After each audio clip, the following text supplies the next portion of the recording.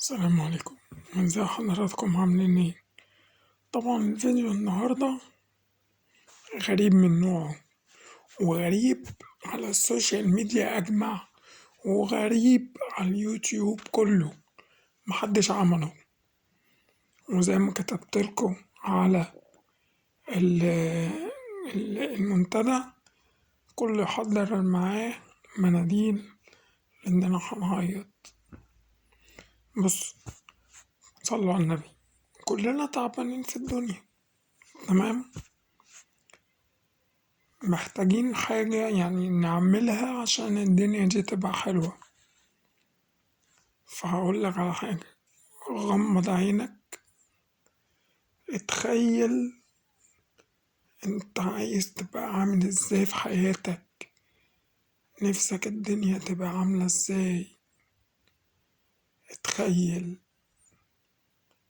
شوف خيالك هيديك ايه.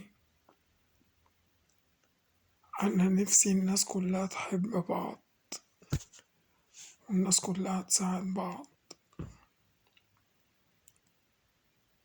شايف كل حاجة قدامي، نفسي تخيل كده في خيالك انت بتفكر في ايه، عايز ايه في دنيتك، بتحلم ليه. حاول تحل الموضوع ده في دماغك. اتخيل ان انت رئيس جمهورية، وانت اللي بتعمل كل ده بدماغك. هتمشي الدنيا ازاي؟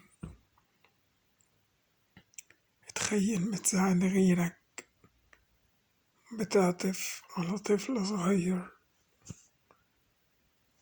شوكولاتة، سندوتشات، عيش، أي حاجة. اتخيل، تخيلت، يلا بينا نظهر الحق ونرجع تاني لطبيعتنا.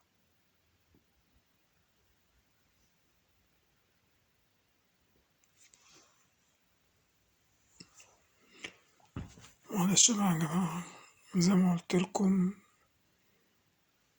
خيال بيوصل لحاجات تانية خالص. أنا تخيلت إن أنا بساعد كل الناس، بساعدهم كلهم، ومعايا فلوس وبدي للناس. الحمد لله رب العالمين. نفسي الخيال اللي كان في بالي ده اللي أشوفه في الدنيا. الحمد لله رب العالمين. شكرا جزيلا لحضراتكم. هو بس ده كان مجرد يعني تفكير لقدام هنعمل ايه. شكرا لحضراتكم. السلام عليكم.